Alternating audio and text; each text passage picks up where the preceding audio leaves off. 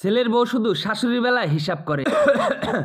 বাবা, আমার একটু শরীরটা খারাপ লাগছে, যা তো একটু মেডিসিনটা নিয়ে আয়, এখানে লেখা আছে। আরে কি কাশি হাতে তুমি এই মেডিসিনে কাগজ ধরতে যাও, তোমার কি কোনো সেফটির বিষয় নাই? তখন ছেলেটি থুতুবুতু খেয়ে বলল, আচ্ছা ঠিক আছে মা, আমি নিয়ে আসছি। ছেলে তখন বাসার বাইরে যাবে, তখন বলল, ঘড়িটা কোথায় দেখছো? বললো, আমি দেখিনি, তুমি খুঁজে নাও। তখন এটা বলে বউ চলে গেল। কিছুক্ষণ পরে মা তার ঘড়িটা নিয়ে আসলো। বাবা, এই ঘড়িটা না? বললো, হ্যাঁ মা, এই ঘড়িটাই। ঠিক আছে, আমি ওষুধটা রেখে আসছি বা মা আলমারির তাকের উপরে, তুমি ওখান থেকে নিয়ে নিও। আরে শুনছো, পার্টিতে যাওয়ার সময় হয়ে গেছে, তাড়াতাড়ি রেডি হয়ে নাও।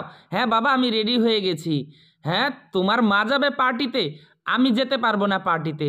তোমার মা গেলে আমি কখনোই যাব না, আমার প্রেস্টেজ নষ্ট হয়ে যাবে। মা তখন বলল, আচ্ছা বাবা, তোরা যা, তোরা এনজয় কর, আমি আর যাচ্ছি না, ঠিক আছে? ভালো মত সাবধানে যাস। এর ভিতরে ফোনে অ্যালার্ম বেজে উঠলো। তখন সে কল্পনায় দেখতে পেল ঘুমিয়ে ঘুমিয়ে, ফোনটা হাতে নিয়ে সামনের দিকে তাকিয়ে দেখতে পেল মায়ের ফটো। মা আর নেই, তাই সকালে ডাকে না।